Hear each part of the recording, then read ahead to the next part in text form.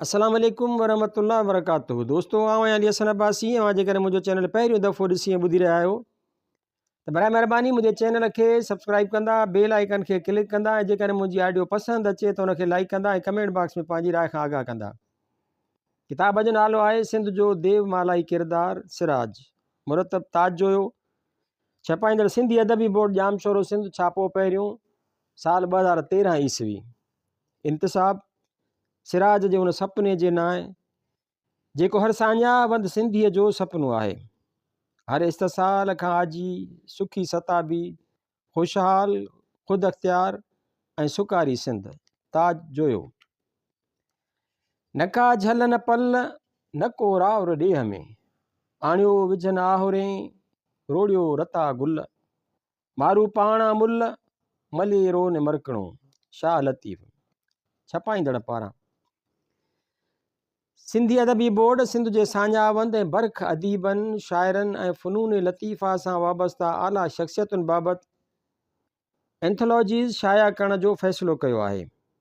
सिंध जे नामवर आलिम, scholar, कहाणीकार, novel निगार, drama नवीस ऐं लिसानियत जे माहिर सिराजुल हक़ मेमुण बाबति हीअ एंथोलॉजी पिणु उन सिलसिले जी हिकु कड़ी आहे ऐं हीअ अहम कमु सिंधी ॿोलीअ जे नामियारे शाइर, अदीब ऐं सिंधी लैंग्वेज अथॉरिटीअ जे सेक्रेटरी मोहतरम ताज जोयो साहब खे सौंपियो वियो हो, जंहिं मुख़्तसिर वक़्त अंदरि हीअ एंथोलॉजी मुकमिल करे बोर्ड जे हवाले कई, जंहिं लाइ इदारो संदसि थोराइतो आहे।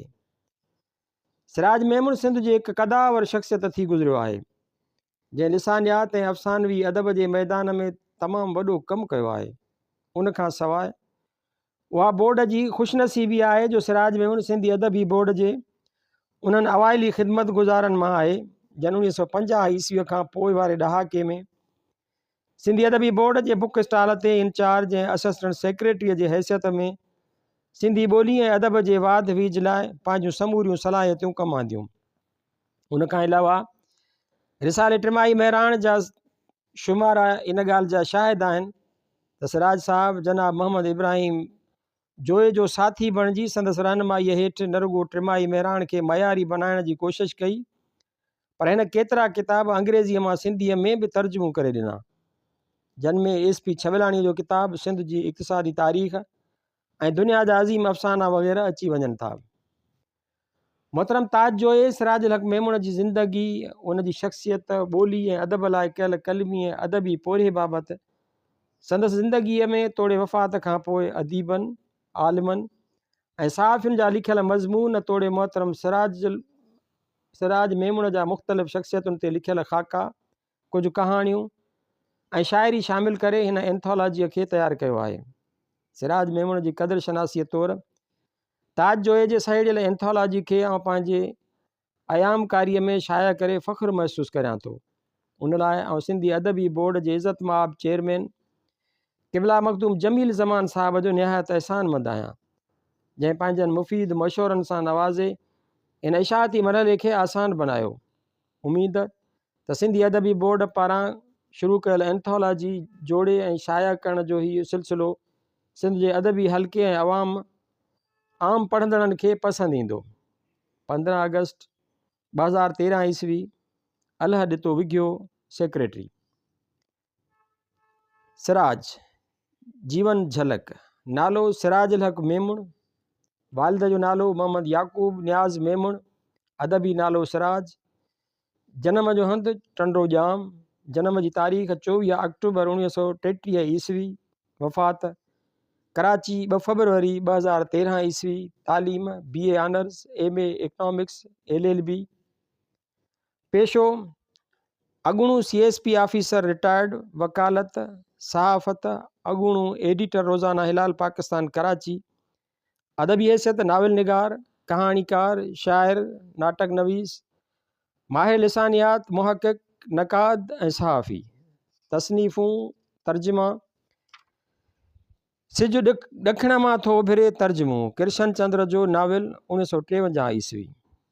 सिंध जी इक़्तिसादी तारीख़, SP छबलाणीअ जे किताब जो तर्जुमो 1958 ईस्वी। चूंड अमरीकी अफ़साना, ग़ुलाम रब्बानीअ सां गॾु तर्जुमो 1958 ईस्वी। ए दर्द हलिया कहाणियूं 1962 ईस्वी, इल्म मुआशियात 1964 ईस्वी, सिंधी ॿोली तहक़ीक़ 1964 ईस्वी, ॿियो छापो 2009 ईस्वी, पढ़ाॾो सोई सॾु नाविल 1970 ईस्वी, ॿियो छापो 1981 ईस्वी, टियों छापो 1988 ईस्वी, चौथों छापो 2011 ईस्वी, पंजों छापो 2013 ईस्वी, मरण मूसिया नाविल 1988 ईस्वी, ॿियो छापो गॾियल पढ़ाॾो सोई सॾ सां 2013 ईस्वी, मुंहिंजी दुनिया हेकल व्याकल नाविल 1988 ईस्वी, ॿियो छापो 1989 ईस्वी, अठूं माण्हू कहाणियूं 1985 ईस्वी, तुंहिंजी दुनिया सभु रंग सांवल नाविल सितंबर 1989 ईस्वी, मुंहिंजी दुनिया मर्ग तरशना नाविल अगस्त 1990 ईस्वी, प्यासी धरती रमदा बादल ट्रियोलॉजी नाविल पहिरियों छापो 1988 ईस्वी, ॿियो छापो 2011 ईस्वी, ज़ुल्फ़कार अली भुट्टो ॿारनि लाइ 1992 ईस्वी, biography of an unknown Sindhi अणछपियल, हिस्ट्री ऑफ सिंधी लैंग्वेज अणछपियल, हिलाल पाकिस्तान अख़बार जे एडिटर तौरु लिखियल एडिटोरियल, रते जी रिहाण कालम, सियासी मंज़रनामूं कालम ऐं मज़मून, शाह लतीफ़ जे हवाले सां मज़मून ऐं मकाला, ॿोलीअ बाबति मज़मून ऐं किताबनि जा मुहाग वग़ैरह वग़ैरह। सिराज सिंध जे तारीख़ साज़ शख़्सियत मुहाग जदीद सिंधी अदब जे हवाले सां जिन शख़्सियतुनि खां हद खां वधीक मुतासिर रहियो आहियां ऐं जिन जी ॿोलीअ फ़िक्र फ़हम डिक्शन ऐं उसलूब सचाई ऐं सुचेताई मूं ते सभ खां वधीक असरु कयो आहे, तन में मोहम्मद इब्राहिम जोयो, शेख अयाज़ ऐं सिराज मेमण शामिल आहिनि। सिंधी ऐं सिंधी ॿोलीअ सां सचो इश्क़ रखंदड़ दानिश्वर, कहाणीकार, नाविल निगार, मुहक़िक़, मुतरजिम, कानूनदान ऐं माहिर लिसानियात सिराज जो पूरो नालो सिराज उल हक़ वल्द मोहम्मद याकूब मेमण आहे। सिराज 24 अक्टूबर 1933 ईस्वी ते टंडेजाम ज़िले हैदराबाद में जनम वरितो।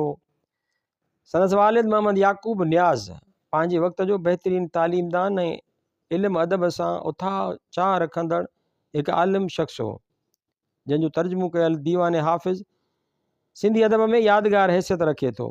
हिन मुख़्तसिर किताब में मोहम्मद याकूब साहब न रुगो फ़ारसी ज़ुबान जे आला पाए जे शाइर हाफ़िज़ शिराज़ीअ जी जाम सवाने उमिरि ॾिनी आहे, पर संदसि ग़ज़लनि जी साम्हूं सिंधी शाइस्ता नसर में उन्हनि जो तर्जुमो बि ॾिनो आहे। हिन ग़ज़लनि जे तर्जुमे सां गॾु ग़ज़लनि में कतब आयल लफ़्ज़नि जी माना बि ॾिनी आहे, जंहिं करे हाफ़िज़ शिराज़ीअ जे ग़ज़लनि खे सम्झण में वॾी सहूलियत पैदा थी पई आहे। मोहम्मद याकूब मेमण ॿोलीअ सां गॾु ग्रामर जो बि वॾो ॼाणू हो। सिराज जे ज़िंदगीअ जो मुतालियो कबो त मालूम थींदो त मथसि पंहिंजे वालिद जी मिज़ाज ऐं इल्मियत जो गहरो असरु हो। सिराज जो शुरूअ खां वठी लिखण पढ़ण सां गहरो वास्तो रहियो। प्राइमरी तालीम दौरान ई संदसि वालिद हिन जे मन में पंहिंजी माउ ॿोली सिंधीअ जो लाज़वाल इश्क़ पैदा करे छॾियो। सिराज पंहिंजी किताब सिंधी ॿोली 1964 ईस्वीअ जे इंतिसाब में उन ॻाल्हि जो जंहिं मुहबत सां ज़िक्र कयो आहे सो पाण वटि आहे। दिलि चाहे थी त उहो सॼे जो सॼो इंतिसाब हिते नकुल करे छॾियां त जीअं संदसि वालिद तोड़े सिंधी ॿोलीअ सां सिराज जे इश्क़ जो पस मंज़र पढ़ंदड़ जे अखियुनि आॾो उभिरी अचे। मूंखे ॿोलियुनि जो इश्क़ हिकु तरह सां विरसे में मिलियो आहे। मुंहिंजे पहिरें उस्ताद उन विरसे खे संवारण ऐं सही दग लॻाइण जो हिकु अजीब दिलि लुभाईंदड़ तरीक़ो कमाईंदो हो।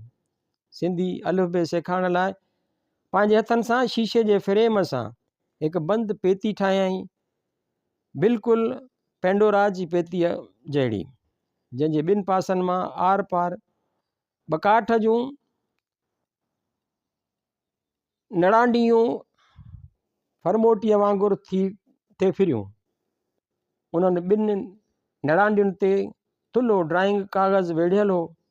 उन काग़ज़ में 2 कालम हुआ। हिकु कालम में संदसि हथ सां लिखियल रंगीन तस्वीरूं हुयूं ऐं उन्हनि जे साम्हूं ॿिए कालम में अलिफ़ जा मौज़ून अखर। हिकु नड़ांडीअ खे हथ सां फेराइण सां तस्वीरूं ॿिए नड़ांडीअ ताईं डोड़ंदियूं पहिरीं ते वेढ़जंदियूं वेंदियूं हुयूं ऐं जॾहिं कागज़ जो उहो वेढ़ो पूरो थींदो हो त वरी ॿी निणांडीअ खे फेराइण सां तस्वीरूं उन पासे डोड़ण लॻंदियूं हुयूं ऐं आउं हैरत मञा सॼो ॾींहुं उन जादूअ जे शीशे में अखियूं पायो वेठो हूंदो हुउसि। उहो हो मुंहिंजो सिंधी ॿाराणो। इन पेंडोरा जे पेतीअ मुंहिंजे ज़हन में हमेशह लाइ तजसुस ऐं ॻोल्हा क्रिएसिटी जो उमंग पैदा कयो। उहो पहिरियों मुकमिल ऐं शफ़ीक़ उस्तादु आहे, मुंहिंजो बहितरीनु दोस्त ऐं वालिद मोहम्मद याक़ूब नियाज़। पर उस्ताद जे सबक़ जो मवाद वरी मुंहिंजी माउ जी अता कयल मिठी ॿोली हुई। उन करे हीअ किताबु मनसूब करियां थो पंहिंजे माउ ऐं पीउ जे नाले, जन ज़िंदगी ऐं ॿियनि बख़्शिश खां सवाइ मूंखे सिंधी ॿोली बि अता कई। सवसरण पाए जे तंद बराबरि तोरियां, अटल ओॾाहीं थिए जिते बीजल बुराई। अहिड़ी रीति सिराज इब्तिदाई तालीम ॻोठ में वालिद खां वरिती ऐं चौथे अंग्रेज़ीअ ताईं उते पढ़ण खां पोइ वधीक तालीम हासिल करण लाइ नूर मोहम्मद हाई स्कूल हैदराबाद में दाख़िल थियो, जितां मैट्रिक कयाई। उन जे ज़माने में मैट्रिक लाइ बि यूनिवर्सिटी इम्तिहान वठंदी हुई ऐं सिराज मैट्रिक में सॼी यूनिवर्सिटीअ में 3 नंबर आयो ऐं खेसि 30 रुपया स्कॉलरशिप मिली। हिन जो ख़्यालु साइंस पढ़ण जो हो ऐं संदसि अंदर में फिज़िक्स में स्पेशलाइज़ेशन करे साइंसदान बणजण जी ख़्वाहिश कर मोड़े रही हुई। पर संदसि पीउ वटि पैसा कोन हुआ, उन करे साइंस पढ़ी न सघियो। हिन पार्ट टाइम नौकरियूं कयूं ऐं मास्तरी बि कई। हिन इंटर सरवरी इस्लामिया कॉलेज हाला मां ॾिनूं। उन लाइ बि सिराज हिकु इंटरव्यू में इज़हार कयो आहे त पहिरें ॾींहुं दाख़िला लाइ वियो ऐं वरी ॿीहर इम्तिहान वक़्तु वियो ऐं होशियारु हुअण करे इम्तिहान पास करे वरिताईं। ईअं BA ऑनर्स बि नौकिरी कंदे ई ॾिनाई। जॾहिं सिराज अञा BA जो शागिर्दु हो, यानी 1951 ईस्वी धारे, त हिन सिंध जे बरख लेखक मोहम्मद उस्मान डीपलाईअ जे इदारा इंसानियत में प्रूफ पढ़णु, विपियो करणु, अंग्रेज़ी ऐं उर्दूअ मां किताबनि तर्जुमनि करण जो कमु कयो, जंहिं लाइ खेसि 1 रुपयो रोज़ानो उजरत मिलंदी हुई।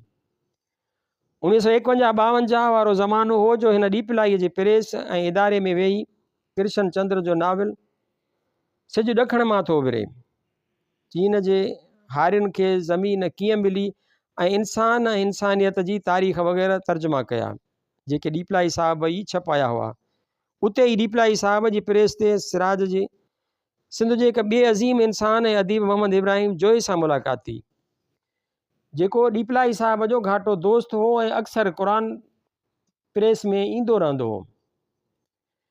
डीपलाई साहब खेसि सिराज जा तर्जुमा ॾेखारिया, जेके ॾिसी हू ॾाढो ख़ुशि थियो। पोइ हू जॾहिं बि प्रेस ते ईंदो हो त सिराज खां नवनि तर्जुमनि जो ज़रूरु पुछंदो हो। उन ई ज़माने में जोई साहब सिराज खे पंहिंजो किताबु सेव सिंध सेव द कॉन्टिनेंट पढ़ण जे लाइ ॾिनो। सिराज हिकु हंधि लिखियो आहे त उन किताब मुंहिंजी ज़हनी माहौल में हिकु तूफ़ान बर्पा करे छॾियो ऐं मूं न का कई हम न का तम। हफ़्ते 10 ॾींहंनि में रातियूं जागी उहो किताबु तर्जुमो करे असुलु किताब सां गॾु खेसि मोटाए ॾिनमि। हू का घड़ी त अजीब नज़रुनि सां घूरींदो रहियो। पोइ हिकु मुर्ख सां चयाईं, चरिया हीअ किताब त ज़ब्त थियल आहे। अफ़सोस उहो तर्जुमो शायदि जोए साहब खां पननि में हेठि मथे थी वियो ऐं अॼु ताईं छपिजी न सघियो। जोए साहब सां शनासाई सिराज खे 1953 ईस्वीअ में सिंधी अदबी बोर्ड में छिके वठी आई, जिते हिन अची बोर्ड जो किताब घर संभालियो ऐं उनखां पोइ 1955 खां 1957 ईस्वीअ ताईं कराची ऑफिस में सिंधी अदबी बोर्ड जो असिस्टेंट सेक्रेटरी बि थी रहियो। उन ई दौरान हिन MA इकनॉमिक्स ऐं LLB में दाख़िला वरिती ऐं उन ई सां गॾु 1957 ईस्वीअ में CSS जे इम्तिहान में बि वेठो ऐं क्वालिफाइड कयाई। उन ई अरसे में सिराज साहब 1 यूनिट जी मुखालफ़त वारी मुहिम में भितियुनि ते पोस्टर हणंदे गिरफ़्तार बि थियो ऐं 16-17 ॾींहं जेल जी हवा बि खाधी हुआईं। सिराज 1957 ईस्वीअ में CSS जो इम्तिहान पास करे बोर्ड जी नौकिरी छॾे इनकम टैक्स ऑफिसर तौरु ट्रेनिंग लाइ लाहौर वियो ऐं पुठियां संदसि जाइ ते शमशीर हैदरी बोर्ड में आयो। ट्रेनिंग वारे दौर जूं यादूं दोहराईंदे सिराज पंहिंजे तर्जुमे जे पोरिये जो ज़िक्र कयो आहे। हू लिखे थो, उन ज़माने में मुंहिंजे नंढे भाउ अब्दुल हक़ खे TB थी पई। उन ई ज़माने में टीबीअ जे इलाज लाइ नयूं दवाऊं मैदान ते आयूं हुयूं, जंहिंसां हिन मूज़ी मर्ज़ जो मुकमिल इलाजु थी थिए सघियो। पर दवाऊं ॾाढियूं महांगियूं हुयूं ऐं घणे मिक़दार में खाइणियूं हुयूं। इब्राहिम खे मुंहिंजी माली हालतुनि जी ख़बर हुई, सो बोर्ड जे तरफ़ां कुझु किताबनि जे तुर्त तर्जुमे लाइ लेटर ॾियारे मोकिलियाईं। ॾींहुं राति हिकु करे 3 किताब तर्जुमो करे ॾिनामांसि। उन्हनि मां हिकिड़ो किताबु शायदि अमरीकी आखाणियुनि चूंड अमरीकी अफ़साना जो हो, ऐं ॿियो शी स्टूप्स टू कनक्यूअर, ऐं टियों शायदि स्कूल स्कैंडल हो। उन्हनि किताबनि जे पैसनि मूंखे भाउ जे इलाज कराइण में वॾी मदद ॾिनी। सिराज साहब मोहम्मद इब्राहिम जोए जो रफ़ीक़ कार, दोस्त ऐं वॾो मुतरिफ़ रहियो आहे, जंहिंजो ज़िक्र कंदे हिकु हंधि लिखे थो, 1955 खां 1957 ईस्वीअ ताईं बोर्ड जे असिस्टेंट सेक्रेटरीअ जे हैसियत में मूं हिन सां गॾिजी ऐं हिन जो ज़ेरदस्त थी कमु कयो आहे। उनखां अॻु बि 2 साल बोर्ड जे बुक स्टॉल ते मैनेजर तौरु रही संदसि ज़ेरदस्ती कई अथमि।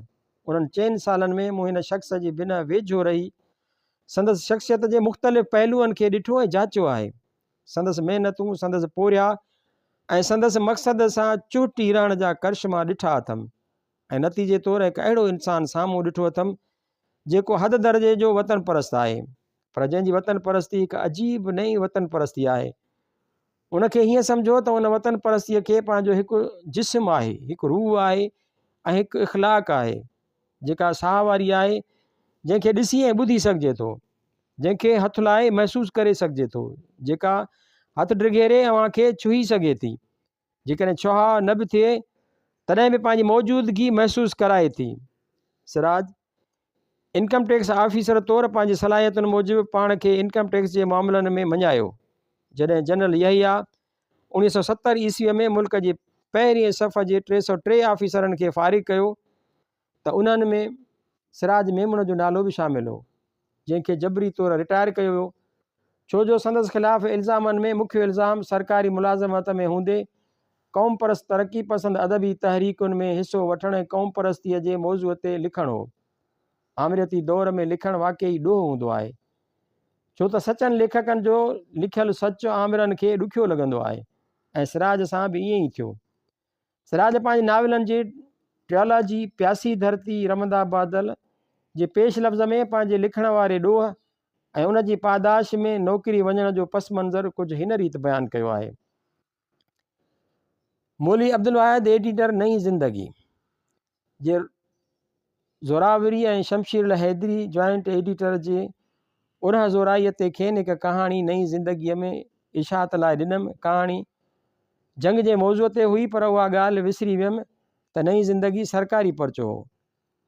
शमशीर जी बि मजबूरी सम्झां थो, जेकॾहिं कहाणी न छपे हा त साणसि शिकायत कोन करिया। हिन कहाणीअ जे पछाड़ी 2 जुमिला बदिलाए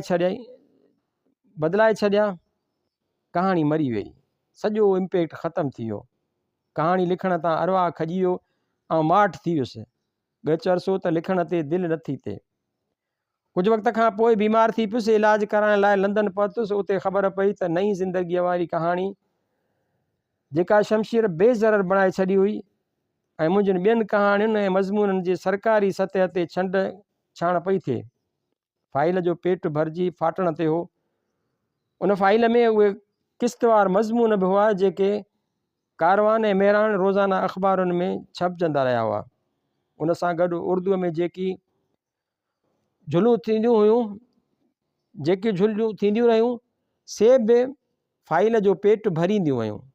कुझु सालनि खां पोइ उन फाइल जो दीदार नसीबु थियो, तॾहिं सभु हक़ीक़तूं साम्हूं आयूं। ख़ैर, जॾहिं मोटी आयुसि त उन फाइल जे तुफ़ैल 303 में नालो अची वियो।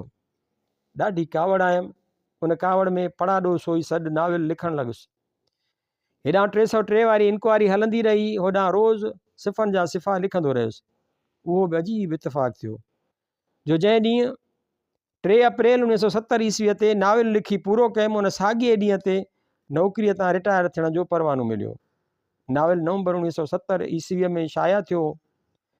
नौकिरीअ मां फ़ारिग़ थियण खां पोइ सिराज कुझु वक़्तु वकालत कई ऐं पंहिंजे वक़्त जो कामयाबु वकील थी रहियो। वनयुड जे ख़ात्मे ऐं सिंध जी सूबाई हैसियत जी बहालीअ खां पोइ 1971 ईस्वीअ में पीपल्स पार्टीअ जी हुकूमत इक़्तिदार में आई त उन मुंशी अब्दुल शकूर वकील खां रोज़ानी हिलाल पाकिस्तान अख़बार ख़रीद करे पीपल्स पब्लिकेशन कंपनीअ जे हथ हेठि कराचीअ मां जारी करण जो फ़ैसिलो कयो। ज़ुल्फ़कार अली भुट्टे शहीद सिराज खे घुराए अख़बार जो एडिटर थियण लाइ चयो ऐं सिराज पंहिंजी शर्तनि ते मुकमिल आज़ादीअ सां एडिटर थियणु क़बूलु कयो। 1 अप्रैल 1972 ईस्वीअ खां सिराज रोज़ानी हिलाल पाकिस्तान जो एडिटर तौरु न रुगो वाग अची संभाली पर हिन हिलाल पाकिस्तान अख़बार ज़रिए जदीद सहाफ़त में नवां ऐं अछूता लाड़ा बि आंदा ऐं अली अहमद बिरोईअ जे लफ़्ज़नि में सिराज साहब न फ़क़ति अख़बार खे चमकायो पर संदसि साख ऐं सर्कुलेशन ॿिन्हिनि खे 4 चंड लॻाए छॾियईं। सिराज साहब अख़बार लाइ जदीद तरीन 4 कलर यूनिट वारी प्रेस लॻाई, अख़बारी स्टाफ खे वेज बोर्ड मूजिबि पघार ॾिना, अख़बारी मुलाज़मनि खे ईद बोनस ॾियण जी शुरूआति कई, 2 हाकर भाइरनि खे अख़बार जी विरासत ऐं विकिरे जो कमु सौंपियई, जंहिंजी मुश्ताक न्यूज़ एजेंसी अॼु अख़बारी दुनिया जी मारूफ़ एजेंसीअ तौरु कमु करे रही आहे। अख़बार जा 60 खां 100 सिफ़नि ताईं एडिशन बि कढियाई। साॻीअ तरह उहो क्रेडिट बि सिराज साहब ॾे वञे थो त हिन नसीर एजाज़, फ़कीर मोहम्मद लाशारी, असलम आज़ाद, रऊफ़ निज़ामाणी, GN मुग़ल, हिदायत मंगी ऐं ॿियनि खे सहाफ़त जे मैदान में मुतारिफ़ करायो जेके पंहिंजे दौर जा बेबाक सहाफ़ी साबित थिया। ख़ुदि अमर जलील तस्लीम कयो आहे त खेसि कालम निगारीअ जे मैदान में सिराज ई वठी आयो। उन हवाले सां सिराज खे जदीद सिंधी सहाफ़त खे नओं जनम ॾियारींदड़ या जदीद सिंधी सहाफ़त जो बानी सॾणु वधा न थींदो। 1977 ईस्वीअ में जॾहिं एशिया जे मॉडल डिक्टेटर ज़ियाउल हक़ ज़ुल्फ़कार अली भुट्टे जी हुकूमत ते राताहो हणी उनजो तख़्तो ऊंधो कयो त सिराज कंहिं डिक्टेटर जी डिक्टेशन वठण बदिरां हिलाल पाकिस्तान जी एडिटरशिप ताईं इस्तीफ़ा ॾेई छॾी ऐं वापसि अची वकालत जे शोबे सां लाॻापिजी वियो ऐं उमिरि जे आख़िरी अरसे ताईं सुप्रीम कोर्ट जो सीनियर वकील थी रहियो। इनकम टैक्स कानून ते संदसि महारत ॾिसी खेसि उन मज़मून जे मैदान में इनसाइक्लोपीडिया सॼो वेंदो हो। सिराज सिंधी अदब जी घण पासाई शख़्सियत थी रहियो। हू बहितरीन कहाणीकार हो। संदसि कहाणियुनि जो पहिरियों मजमूओ 1961 ईस्वीअ में ए दर्द हलिया जे नाले सां शाया थियो ऐं ॿियो मजमूओ अठू माण्हू 1985 ईस्वीअ में शाया थियो।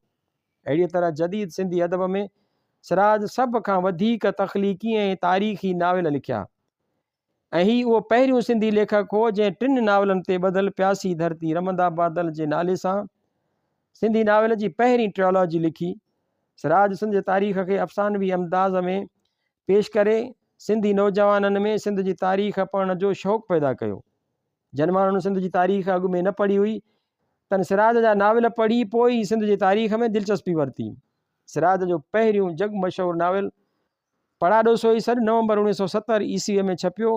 ही नाविल सिंध ते अरगूननि ऐं तुरखाननि जे कहरी दौर जी तारीख़ खे अफ़सानवी अंदाज़ में पेश करे थो। संदसि ॿियो नाविल मरण मूसिया 1988 ईस्वीअ में छपियो जेको पढ़ाॾो सोई सॾ जी तौसीअ एक्सटेंशन सम्झणु घुरिजे।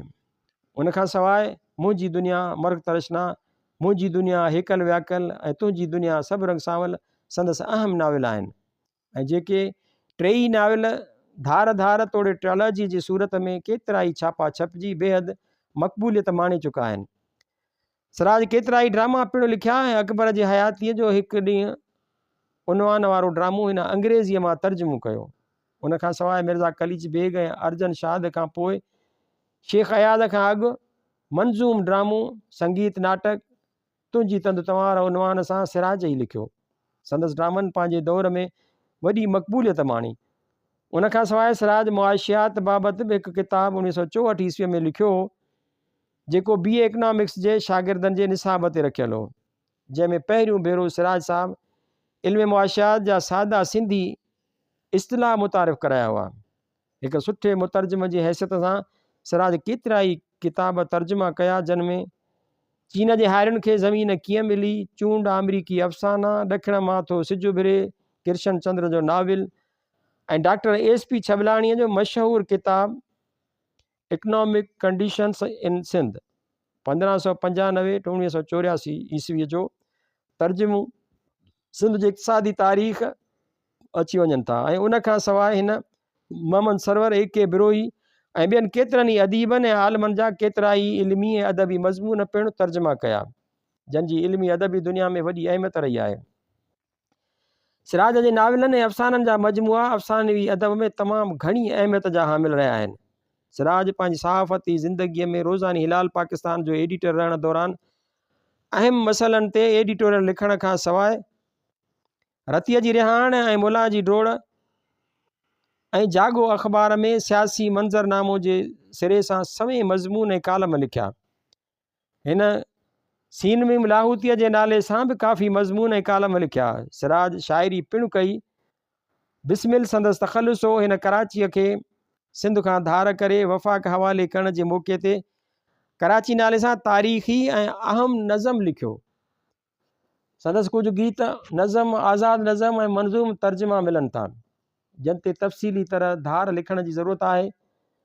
सिराज ॿारनि ऐं नौजवाननि लाइ महताब अकबर राशिदीअ जे चवण ते ज़ुल्फ़कार अली भुट्टे बाबति हिकु किताबड़ो बि लिखियो, जेको सकाफ़त ऐं सियाहत खाते 1990 ईस्वीअ में शाया कयो। सिराज कॾहिं बि पंहिंजो को किताबु कंहिं सरकारी इदारे पारां न छपिरायो।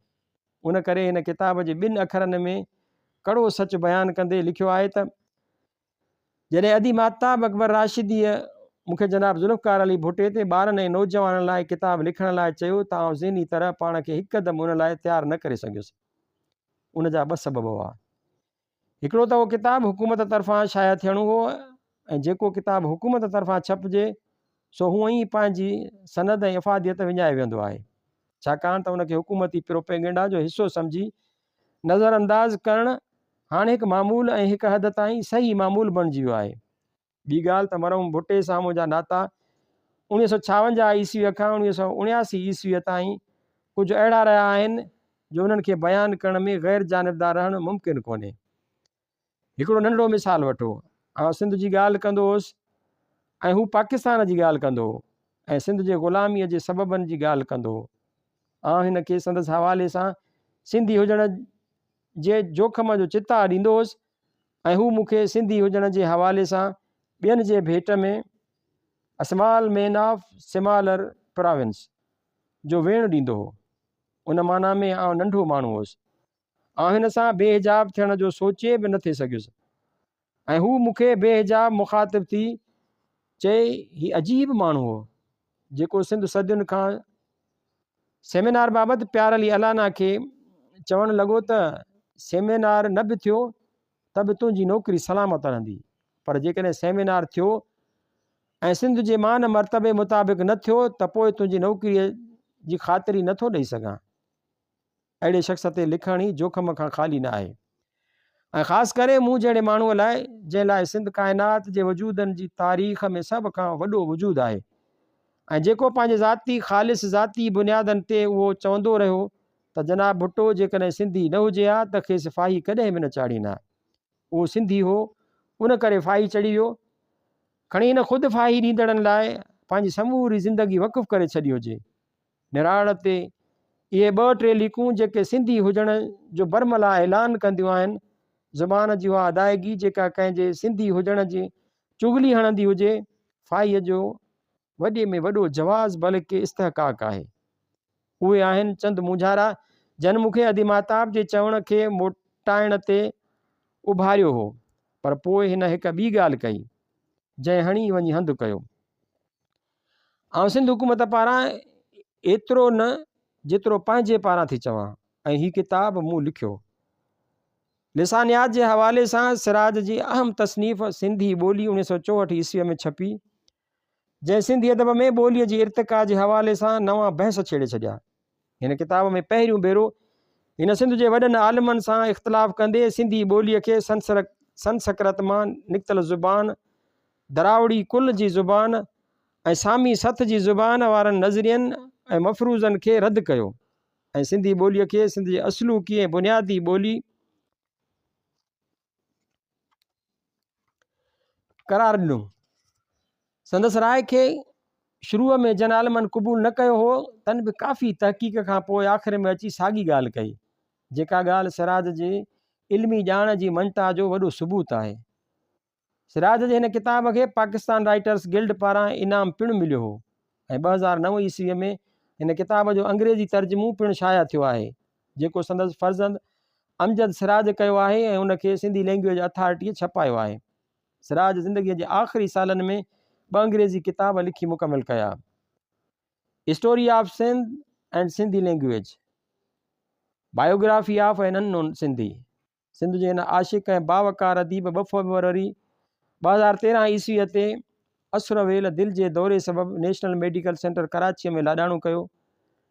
खेसि 4 फरवरीअ ते गिजरी क़ब्रिस्तान डिफेंस कराचीअ में मिटीअ मां हवाले कयो वियो। सिराज जे लिखण सां इब्तिदा खां वठी मूंखे इश्क जे हद ताईं चाह रहियो आहे। जॾहिं Pakistan academy of letters Islamabad ख़त लिखी मूंखे सिराज ते 150 सिफ़नि जो किताब लिखण लाइ चयो हो, त मूं हिकदमि किताब लिखी ॾियण जी हाम भरे वरिती हुई।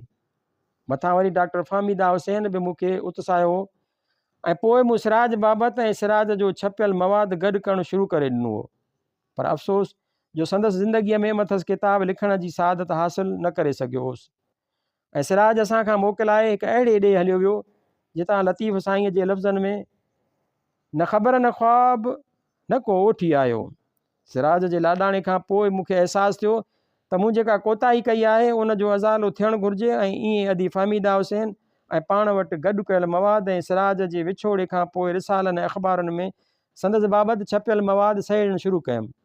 डॉक्टर फ़हमीदा हुसैन कराचीअ वारे घर तां मुख़्तलिफ़ अख़बारी कतरूं कटिंग्स वटसि मौजूदु सिराज बाबति मवाद, सिराज जो छपियल मवाद, नई ज़िंदगी, रिसाला ऐं अख़बारुनि जा जिल्द बंडल खणी आई। सिराज जा कालम, रतीअ जी रिहाण, मौला जी ड्रोड़ ऐं सियासी मंज़रनामो त मुंहिंजे दोस्त अयाज़ आलम अबड़े पननि ते कटे पेस्ट करणु शुरू कया ऐं मूं सिराज बाबति तोड़े सिराज जा लिखियल मज़मून, कहाणियूं, ड्रामा, शाइरी, सिंधी ऐं अंग्रेज़ीअ में लिखियल छपियल मवाद गॾु करणु ऐं फ़ोटो स्टेट कराइणु शुरू कयो त मूं वटि सिराज जा हेठीअ रीति किताब तयारु थी विया।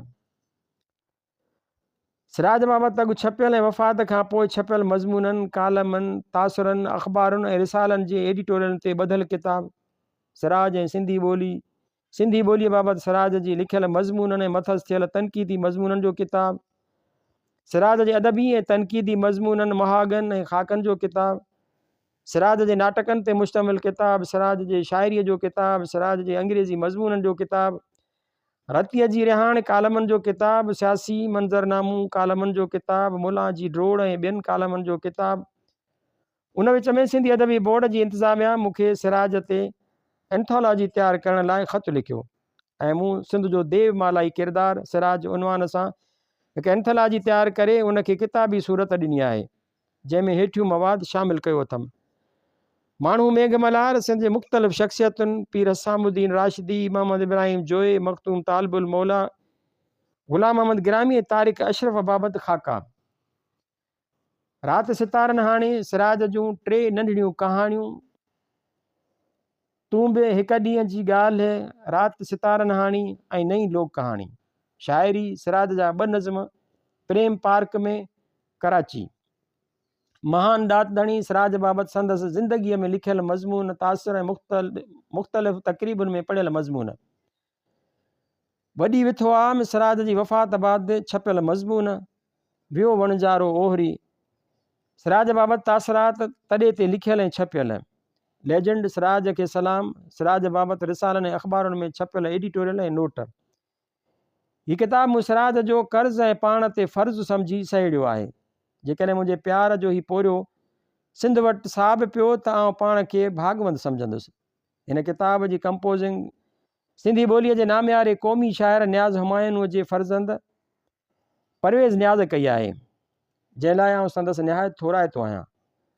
ऐं सिंधी अदबी बोर्ड जी इंतिज़ामिया ऐं ख़ासि करे सेक्रेटरी अलहद ते वघीअ साहब जो बि थोराइतो आहियां, जन मूंखे सिंध जे नामियारे स्कॉलर सिराज मेमून जी शख़्सियत ऐं इल्मी पोरिये ते एंथोलॉजी तयारु करण जो कमु ॾिनो।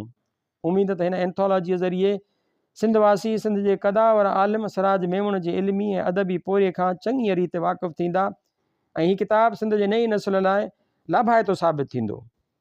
ताज जोयो 5 अगस्त 2013 ईस्वी, हैदराबाद, सिंध।